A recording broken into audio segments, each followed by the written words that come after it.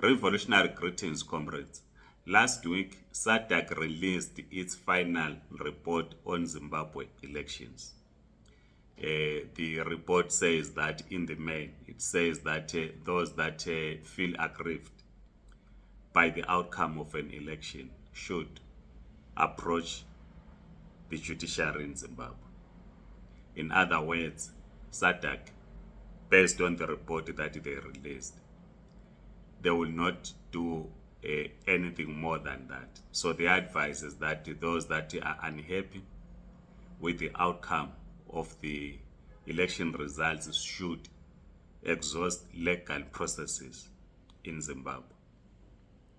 In other words, what some have been thinking that SADC was going to order a rerun of the election, it is not going to happen. The next election in Zimbabwe is going to be in 2028. The Zimbabwe Communist Party is not an electoral-based political organization.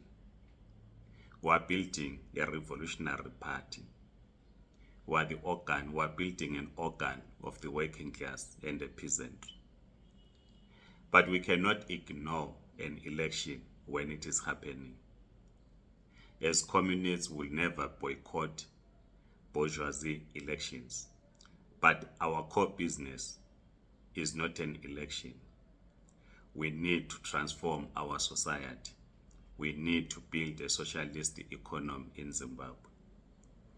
But it has become the norm that for one to be a councillor, a member of parliament, president, one has to go through an electoral process. But that's, of course, not the only route to attain such, or even to attain state power. An election by itself, in the context of Zimbabwe, is not about attaining state power. It is about obtaining the right to govern. We have been discussing in a number of platforms on how to dismantle a deep state, and we keep on posing this question, whether it is possible through an electoral process to dismantle a deep state. So as the Zimbabwe Communist Party, we are saying that elections will not happen now, unless, of course, something happens, which as communists we do not believe in miracles, but we don't think that there's going to be an election. But our economy continues to decline. Young people are losing jobs. Some have given up in looking for jobs. I was looking at we were discussing the ZCTU Secretary General's interview with SABC, which was done last year. We don't know how we missed that interview. But it was quite disheartening to see the leader of the Zimbabwe Congress of Trade Unions speaking as if he's a commissar for ZANU-PF. The Zimbabwean economy is not growing. We need to build a national democratic economy in Zimbabwe. So there's need for us in Zimbabwe, the Zimbabwe Communist Party, and other progressive forces to begin this dialogue on how to build a national democratic economy as a transitional phase to a socialist economy. If we are to participate in an election in 2028, we need to present an alternative. We know that currently the working class support CCC as led by Advocate Chamisa. The peasantry support ZANU-PF. This is based on the outcome of the previous elections, including the August 2023 elections. But they are not glued to these political parties, because those that are opposed to ZANU-PF, mainly in urban centers, see CCC as a vehicle of removing ZANU-PF from power. Those in the urban areas, in the rural areas, see ZANU-PF as a party that will preserve the land that they received during the land reform, pieces of land that they received during the land chaotic reform. And that it is ZANU-PF that will continue to give them freebies, be it farming seeds or handouts.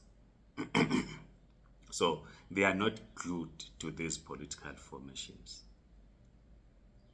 So the Zimbabwe Communist Party and other progressive forces must begin this dialogue in Zimbabwe to say, how do we build the national democratic economy as a transitional phase to a socialist economy? Because the national democratic economy must benefit every Zimbabwean. So let's have this discussion. And a part of this discussion is that we must build the Zimbabwe Communist Party. We must strengthen it. Building the Zimbabwe Communist Party also requires us to build a mass grassroots movement that will become a vehicle for the purposes of an election. So the Zimbabwe Communist Party must take a lead in this discussion.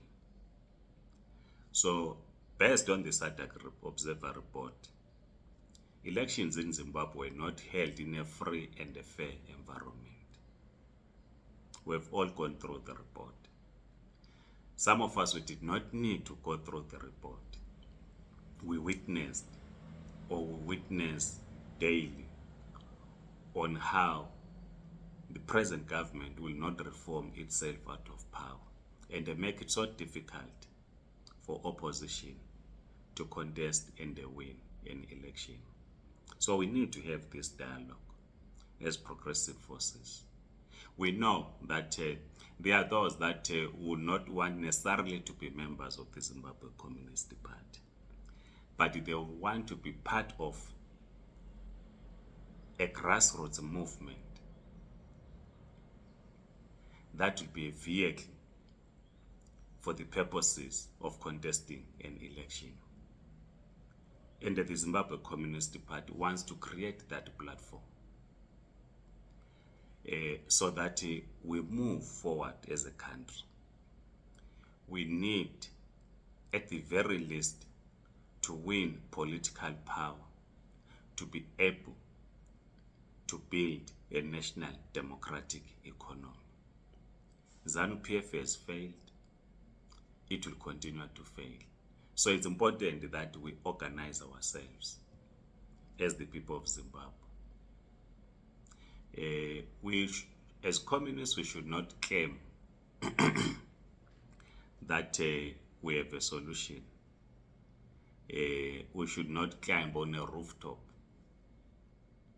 and proclaim that indeed we are communists. We need cadres that will work in organization, mass-based organization, be it residents association, rural-based association, students, women, trade unions. We must work in those organizations and intensify political education to raise the class consciousness of the Zimbabwean citizens.